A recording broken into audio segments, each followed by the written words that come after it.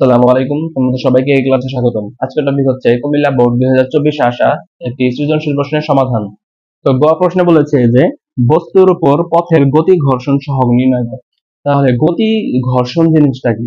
যখন কোনো বস্তু কোনো পথের উপর গতিশীল থাকে তখন যে ঘর্ষণ বস্তুর উপর ক্রিয়াশীল থাকে সেটি হচ্ছে গতীয় ঘর্ষণ, ঠিক আছে? তখন সেখানে একটি গতি ঘর্ষণ সহগ ক্রিয়াশীল থাকে, অবশ্যই সেখানে একটি গতি ঘর্ষণ সহগ থাকবে। এখন এখন গতি ঘর্ষণ সহগ নির্ণয়ের ফর্মুলাটা কি? এফ কে সমান মিউ কে ইন্টু আর, ঠিক আছে? এখন এখানে এফ কে হচ্ছে কি, সেই পথের যে ঘর্ষণ সেটা হচ্ছে এফ কে, এবং মিউ কে হচ্ছে গতীয় ঘর্ষণ সহগ, এবং আর টা হচ্ছে কি সেটা আমাদের বিবেচ্য বিষয়। দেখো এখানে আর টা হচ্ছে কি, প্রতিক্রিয়া বল। প্রতিক্রিয়া বল এই প্রতিক্রিয়া বলটা হচ্ছে বস্তুর কারণেই উৎপন্ন হয়, ঠিক আছে? যেমন একটি বস্তু ধরো মাটির উপর ক্রিয়াশীল, ঠিক আছে? মাটির উপর দাঁড়ানো অবস্থায় আছে। এখন এই বস্তুটা মাটির উপর কি বল প্রয়োগ করে? এম জি সমান বল প্রয়োগ করে। ঠিক একইভাবে মাটিও বস্তুর উপর ঠিক একই পরিমাণ বল প্রয়োগ করে, সেটা হচ্ছে কি প্রতিক্রিয়া বল। আমরা জানি প্রতিক্রিয়ার সমান এবং বিপরীত প্রতিক্রিয়া আছে। তাহলে মাটি এম যে পরিমাণ বল প্রয়োগ করে, যেটাকে আমরা আর দ্বারা প্রকাশ করি, ঠিক আছে? তাহলে এখানে আমাদের আরটা কি এখন অতি সহজে বের হয়ে যাবে। দেখো এখন এফ কে সমান আমাদের কত দেওয়া আছে এখানে? পথের ঘর্ষণ হচ্ছে কি 3 নিউটন। মিউ কে আমাদের বের করতে হবে ইনটু আর। আরটা কি? আরটা হচ্ছে এম জি। দেখো তাহলে মিউ কে সমান কি লেখা যায়? 3 ডিভাইড এম জি নিচে চলে যায়, এম এর মান কত? 2, জি এর মান হচ্ছে 9.8। তাহলে মিউ কে এর মান কি দাঁড়ায়?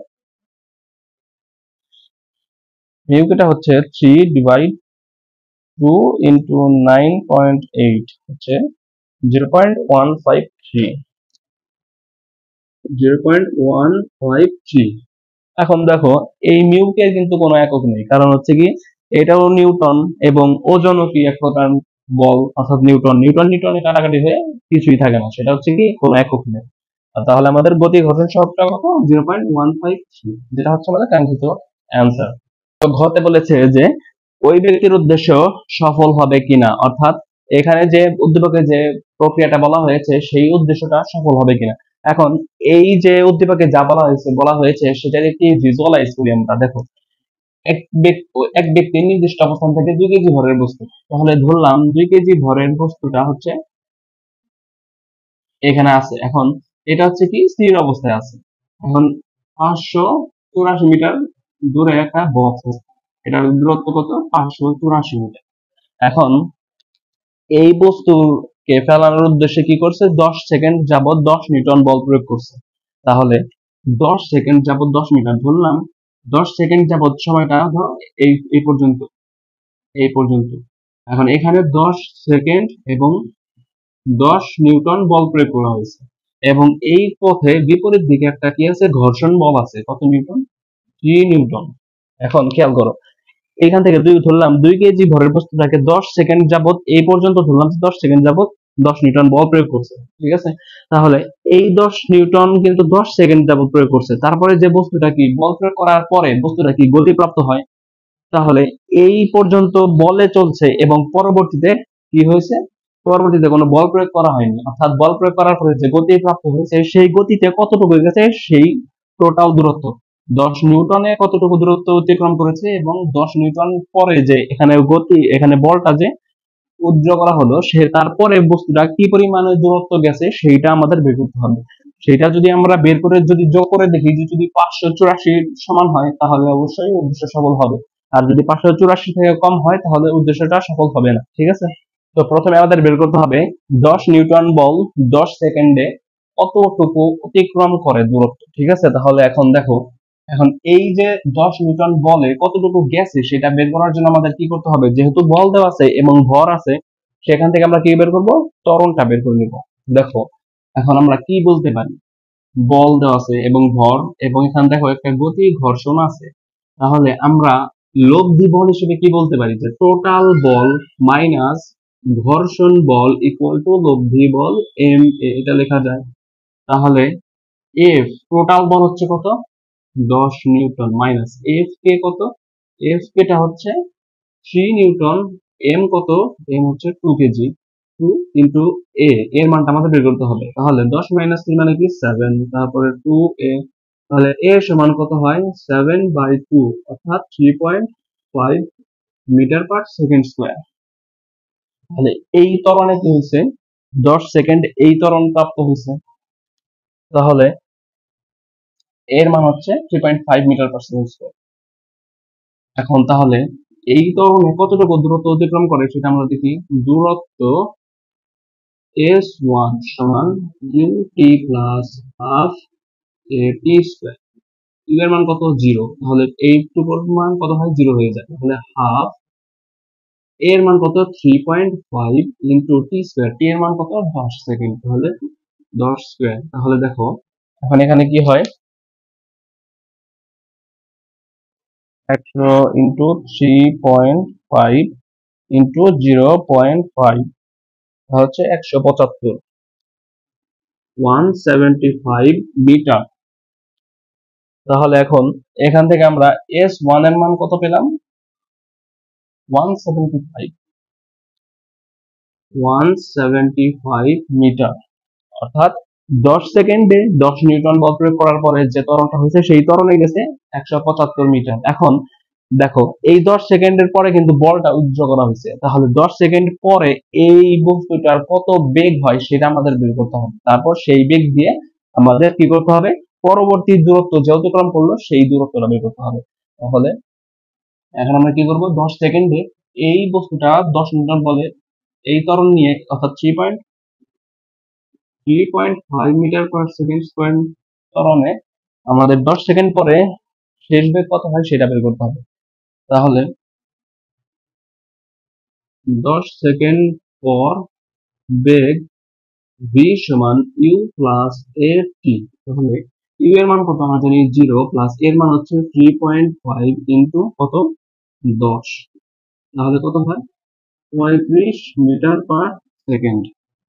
তাহলে 10 সেকেন্ড পর ব্রেক পেয়ে গেলাম। এখন এই বেগ কিন্তু 10 সেকেন্ড পরে যে বলটা উজ্জ্ব হলো, 10 সেকেন্ডের পরে যে বলটা যে প্রয়োগ উজ্জ্ব করা হলো তখন এই বেগ নিয়ে সে বাকি দূরত্ব অতিক্রম করবে। ঠিক আছে, এখন দেখো কি বলছে যে পথের ঘর্ষণ বল কিন্তু 3 নিউটন। এখন এই বল নিয়ে যে যাবে, যেতে যেতে তখন কিন্তু আর বল বল প্রয়োগ হইতেছে না। ঠিক আছে, এখান থেকে ধরো 35 মিটার পার সেকেন্ড বেগে যাত্রা শুরু করলো, অর্থাৎ এর এক পর্যন্ত আমার 10 নিউটন বল উইথড্র করা হয়ে গেছে। এখন এই বেগ নিয়ে যে যাবে তারপরে কিন্তু এখান থেকে একটা 3 নিউটন বল ঘর্ষণ বল কিন্তু বিপরীত দিকে টানবে, তাহলে বল বেগ আস্তে আস্তে কমতে থাকবে। এখন কমতে কমতে কি হবে, এক পর্যায়ে কি বেগটা 0 হয়ে যাবে না, তাহলে শেষ বেগ হয়ে যাবে 0, আদি বেগ 35 মিটার পার সেকেন্ড। তাহলে এখন সেই ক্ষেত্রে আমরা এখন বের করবো কত দূরত্ব অতিক্রম করব। তাহলে এখন আমরা কি লিখতে পারি, এখন খেয়াল করো, এখন আবার এই যে বাকি পথ 3 নিউটন কি হবে, 3 নিউটন কি আমাদের বিপরীত দিকে অর্থাৎ গতি কমানোর জন্য কাজ করবে। সেখানে কি একটা ত্বরণের পরিবর্তে কি থাকবে, ত্বরণের পরিবর্তে থাকবে সেখানে মন্দন। ঠিক আছে, তাহলে এখন আমরা সেইটাই বের করি। এফ কে সমান এম এ, এখন এ সমান কি হয় এফ কে বাই এম। তাহলে দেখো এফ কে কত 3 বাই এম এর মান কত 2, 1.5 মিটার পার সেকেন্ড স্কয়ার। এখন দেখো এই ত্বরণটা কিন্তু আমাদের এই ত্বরণটা এটা কিন্তু আমাদের পজিটিভ ত্বরণ না, এই ত্বরণটা আমাদের কাজ করতেছে গতি কমানোর জন্য, সেটা হচ্ছে কি মন্দন। ঠিক আছে, তাহলে এটার আগে আমরা একটা মাইনাস চিহ্ন বসিয়ে দেব। তাহলে আমরা মন্দন কত পেলাম -1.5, -1.5 মন্দন, মন্দন এ সমান 1.5 মিটার পার সেকেন্ড স্কয়ার। যদি মন্দন লিখি তাহলে এখানে নেগেটিভ দেওয়ার দরকার নেই, আর যদি শুধু ত্বরণ লিখি তাহলে এখানে কি দিতে হবে, এটা মাইনাস চিহ্ন দিতে হবে।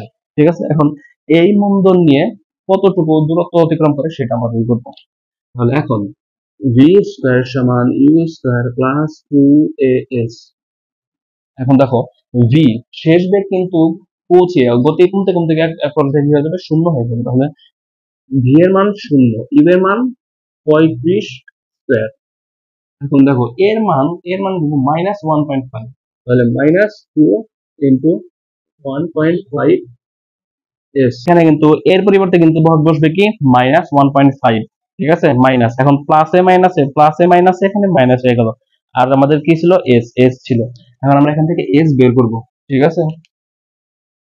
এস বের করার জন্য আমাদের কি করতে হবে, এস বের করার জন্য দেখো এখানে আমরা এস বের করব, তাহলে 2 ইন্টু 1.5 এস ইকুয়াল, এটা কি করবে, এটা আমরা এই পাশে দিয়ে দিয়েছি, তাহলে কি হয় 35 স্কয়ার। তাহলে এস সমান আমরা কি লিখতে পারি, 35 স্কয়ার বাই 2 ইন্টু 1.5, তাহলে কত হয়, ক্যালকুলেশন করলে আমরা কি পাই,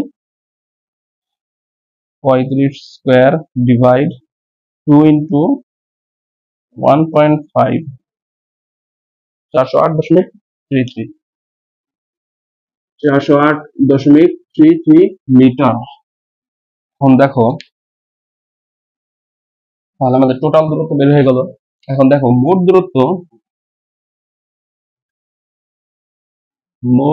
দূরত্ব সমান, এখন দেখো S1 প্লাস S1 কত, 175 প্লাস 408.33 মিটার। তাহলে এখন যোগ করলে কত হয়, 175,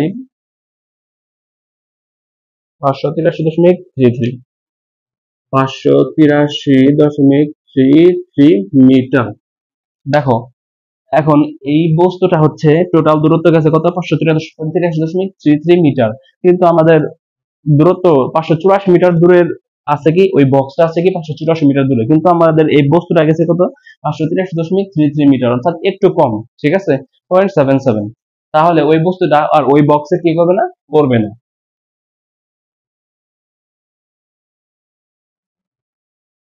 তাহলে ওই বস্তুটা আর ওই বক্সে পড়বে না।